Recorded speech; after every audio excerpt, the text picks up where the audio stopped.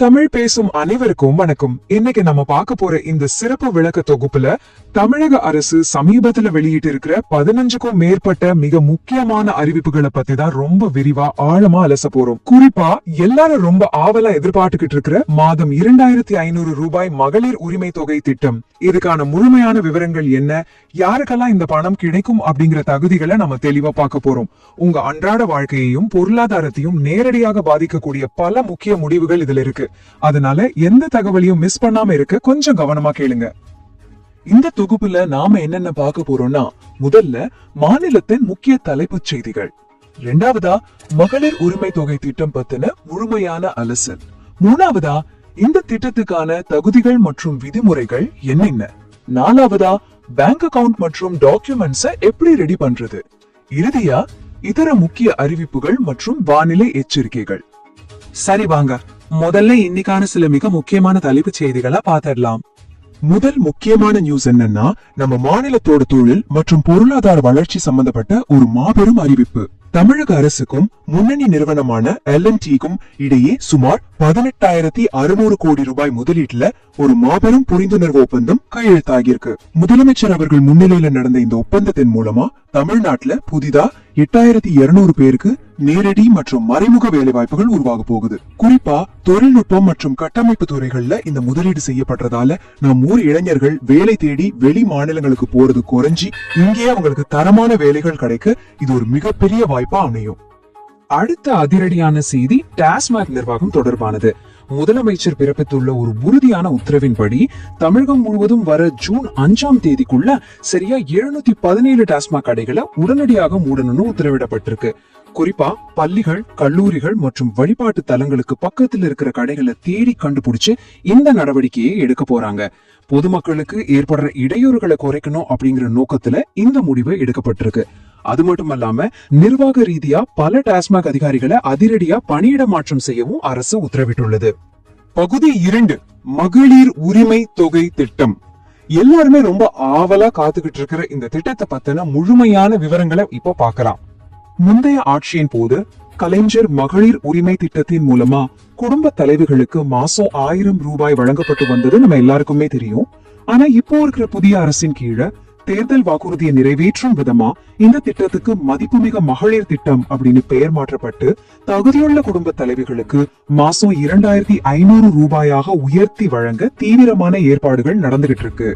இப்போ இருக்கிற விலைவாசி உயர்வுல பெண்களோட பொருளாதார சுதந்திரத்தை மேம்படுத்தவும் ஒரு குடும்பத்தோட மாதாந்திர செலவுகளை சமாளிக்கவும் இந்த 2,500 ரூபாய் அப்படிங்கிறது ஒரு மிகப்பெரிய உதவியா இருக்கும்னு அரசு தரப்புல கணிக்கப்பட்டிருக்கு. இதுக்கான அதிகாரப்பூர்வ அரசாணை ரொம்ப சீக்கிரமாவே வெளியாக இருக்கு. இந்த நேரத்துல சமூக வலைதளங்கள்ல தீய பரவிக்கிட்டு இருக்கிற ஒரு மிக முக்கியமான வதந்திக்கு நாம முற்றுப்புள்ளி வச்சே ஆகணும். அது என்னன்னா, கலைஞர் மகளிர் உரிமை தொகை திட்டத்துல இருந்து 80 லட்சம் பெண்கள் அதிரடியா நீக்கப்பட்டுட்டாங்க அப்படின்னு வாட்ஸ்அப்ல பரவுற அந்த தகவல் முழுக்க ஒரு பொய்யான வதந்தி. புதிய அரசு பொறுப்பேற்ற பிறகு பயனாளிகளை குறைக்கிற எந்த ஒரு முடிவும் எடுக்கப்படவே இல்லை. இது மாதிரியான போலியான தகவல்களை பொதுமக்கள் தயவு செய்து நம்ப வேண்டாம்னு தமிழக அரசின் தகவல் சரிபார்ப்பகம், அதாவது ஃபேக்ட் செக் விங், அதிகாரப்பூர்வமாகவும் திட்டவட்டமாகவும் தெரிவிச்சிருக்காங்க. அதனால பயனாளிகள் யாரும் இதை நினைச்சு பயப்படவோ குழப்பமடையவோ தேவையில்லை. பகுதி 3, தகுதிகள் மற்றும் விதிமுறைகள். இந்த திட்டத்துக்கு யாரெல்லாம் தகுதியானவங்க, யாரெல்லாம் விண்ணப்பிக்க முடியாது, இதை இப்போ ரொம்ப தெளிவா பார்க்கலாம். இந்த 2,500 ரூபாய் திட்டத்துக்கு யாரெல்லாம் தகுதியானவங்கன்னு பாத்தீங்கன்னா, அடிப்படையில இலவசமா அரிசி வாங்குற ரேஷன் அட்டைதாரர்கள் மட்டும்தாங்க. அதாவது AAY எனப்படும் அந்தியோதயா அன்ன யோஜனா அட்டை, NPHH எனப்படும் முன்னுரிமையற்ற குடும்ப அட்டை மற்றும் PHH எனப்படும் முன்னுரிமை உள்ள குடும்ப அட்டை. இந்த 3 வகை அட்டைகளை வச்சிருக்கவங்க மட்டும்தான் விண்ணப்பிக்க முடியும். நீங்க என்ன பண்ணலாம்னா, உங்க குடும்ப தலைவியோட பேர்ல இருக்கிற ஸ்மார்ட் கார்டை எடுத்து அதுல குடும்ப தலைவரோட புகைப்படத்துக்கு கீழே என்ன ஆங்கில எழுத்துக்கள் அச்சிடப்பட்டிருக்குன்னு செக் பண்ணி நீங்க தகுதியானவர்கள் தானா அப்படிங்கறது ரொம்ப சுலபமா உறுதிப்படுத்திக்கலாம். இந்த திட்டம் நடுத்தர மற்றும் ஏழை எளிய மக்களுக்காக மட்டுமே உருவாக்கப்பட்டதால சில குறிப்பிட்ட பிரிவினருக்கு இந்த உதவி தொகை கிடைக்காது. மத்திய மற்றும் மாநில அரசு ஊழியர்கள், பொதுத்துறை நிறுவனங்கள்ல வேலை பார்க்கிறவங்களுக்கு இந்த திட்டம் பொருந்தாது. அதே போல ரேஷன் கடைகள்ல அரிசி வேண்டான்னு சொல்லிட்டு சர்க்கரை ரேஷன் அட்டை வாங்கி இருக்கிறவங்க வருமான வரி கட்டுறவங்க, சொந்தமா 4 சக்கர வாகனம் அதாவது கார் வச்சிருக்கிறவங்களுக்கும் இந்த பணம் வழங்கப்பட மாட்டாது. இது மட்டும் இல்லாம வருஷத்துக்கு சராசரியா மாசம் 500 யூனிட்டுக்கு மேல கரண்ட் பயன்படுத்துற வீடுகளும் பொருளாதார ரீதியா மேம்பட்டவங்களா கருதப்பட்டு இந்த திட்டத்திலிருந்து விலக்கப்பட்டிருக்காங்க. இப்ப உங்க மனசுல ஒரு கேள்வி வரலாம், அப்போ 60 வயசுக்கு மேல இருக்கிற முதியவர்களுக்கும் இந்த உரிமை தொகை கிடைக்குமா அப்படின்னு. விதிமுறைகளின்படி பாத்தீங்கன்னா 60 வயசுக்கு உட்பட்ட குடும்ப தலைவிகளுக்கு மட்டும்தான் இந்த 2500 ரூபாய் உரிமை தொகை திட்டம் நேரடியாக பொருந்தும். உடனே 60 வயசுக்கு மேற்பட்ட முதியவர்கள் கவலைப்பட தேவையே இல்லை. ஏன்னா அரசு முதியோர்களை கைவிடல. அவங்களோட வாழ்வாதாரத்தை பாதுகாக்கிறதுக்காக அரசு இன்னொரு சிறப்பான திட்டத்தை கையில எடுத்திருக்காங்க. அது என்னன்னு பார்க்கலாம் வாங்க. 60 வயசுக்கு மேற்பட்ட முதியவர்களுக்கு இந்த 2500 ரூபாய் உரிமை தொகை கிடைக்காதனாலும் அவங்களுக்கு முதியோர் உதவி தொகையா மாசம் 3000 ரூபாய் ஓய்வூதியம் வழங்க அரசு முடிவெடுத்திருக்கு. வயதான காலத்துல மருந்து மாத்திரைகள் வாங்கவும் அவங்களோட சின்ன சின்ன அடிப்படை தேவைகளுக்காகவும் மத்தவங்களை சார்ந்து இருக்கிறத தவிர்க்க இந்த 3000 ரூபாய் ஓய்வூதியம் ஒரு பெரிய பாதுகாப்பு அரணா அவங்களுக்கு இருக்கும். இதுக்கான சரியான வழிகாட்டுதல்களும் எப்படி விண்ணப்பிக்கணும் அப்படிங்கிற நடைமுறைகளும் ரொம்ப சீக்கிரமாவே மாவட்ட ஆட்சியர் அலுவலகங்கள் மூலமா அறிவிக்கப்பட இருக்கு. பகுதி 4 வங்கி மற்றும் ஆவணங்கள். நேரடி பண பரிமாற்றம் மூலமா இந்த தொகையை உங்க கைக்கு வாங்க என்னென்ன ஆவணங்களை நீங்க தயாரா வச்சுக்கணும்னு இப்ப பார்க்கலாம். அரசோட பணம் எந்த ஒரு தடங்களும் இல்லாம நேரடியா உங்க பேங்க் அக்கவுண்ட்க்கு வரணும்னா இந்த 3 முக்கியமான விஷயங்களை நீங்க சரியா ஃபாலோ பண்ணணும். முதல் விஷயம், கடந்த 6 மாசமா தொடர்ந்து பயன்பாட்டுல இருக்கிற ஒரு ஆக்டிவான பேங்க் அக்கவுண்ட் உங்ககிட்ட கண்டிப்பா இருக்கணும். ரெண்டாவது, நேரடி பண பரிமாற்றம் அதாவது டிபிடி முறையில பணம் பெற உங்க பேங்க் அக்கவுண்டோட உங்க ஆதார் எண் கட்டாயமா இணைக்கப்பட்டிருக்கணும். மூணாவது, இதுதான் ரொம்ப ரொம்ப முக்கியம், உங்க பேங்க் அக்கவுண்ட்ல மினிமம் பேலன்ஸா குறைஞ்சது 500 ரூபாயாவது நீங்க மெயின்டைன் பண்ணணும். அக்கவுண்ட்ல 0 பேலன்ஸ் இருந்தா பேங்க்ல பெனால்டி போட்டு அரசு போடுற பணத்தை அவங்க பிடிச்சுக்க வாய்ப்பு இருக்கு. அப்படி ஆனா அந்த முழு பணமும் உங்க கைக்கு வந்து சேராம போயிடும். அதனால கவனமா இருங்க. ஆவணங்கள் சம்பந்தமா இன்னொரு மிக முக்கியமான அறிவுறுத்தலும் இருக்குங்க. உங்க ஆதார் அட்டையிலையும் உங்க பேங்க் அக்கவுண்ட்லயும் ஒரே மொபைல் நம்பரை இணைச்சு வைக்கிறது ரொம்ப ரொம்ப அவசியம். அது மட்டும் இல்லாம அந்த மொபைல் நம்பர் ஆக்டிவா இருக்கணும். அப்பதான் அரசாங்கம் வழங்குற உதவி தொகை உங்க அக்கவுண்ட்டுக்கு வந்த உடனே பணம் கிரெடிட் ஆயிடுச்சு அப்படிங்கிற SMS அலர்ட் உங்களுக்கு உடனுக்குடன் வந்து சேரும். இதுக்காக உங்க வீட்டுக்கு பக்கத்துல இருக்கிற சேவை மையத்திலயோ அல்லது சம்பந்தப்பட்ட பேங்க் கிளைகள்லயோ போய் இன்னைக்கே உங்க மொபைல் நம்பரை அப்டேட் பண்ணிக்கோங்க. பகுதி 5 இதர முக்கிய அறிவிப்புகள். நம்ம மாநிலத்துல நடக்கிற மத்த முக்கியமான நிகழ்வுகளையும் எச்சரிக்கைகளையும் இப்போ சுருக்கமா பார்த்துடலாம்.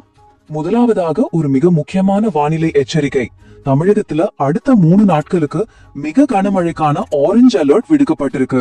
குறிப்பா நீலகிரி, கோவை, கன்னியாகுமரி, தலைநகர் சென்னை, தேனி, நெல்லைன்னு சுமார் 23க்கும் மேற்பட்ட மாவட்டங்கள்ல இடி மின்னலோடு கூடிய பலத்த மழை பெய்யக்கூடும்னு வானிலை ஆய்வு மையம் எச்சரிச்சிருக்காங்க. அதனால தாழ்வான பகுதிகளில் வசிக்கிற மக்கள் பாதுகாப்பான இடங்களுக்கு செல்லவும், மீனவர்கள் கடலுக்கு மீன் பிடிக்க போக வேண்டாம்னு அறிவுறுத்தப்படுறாங்க.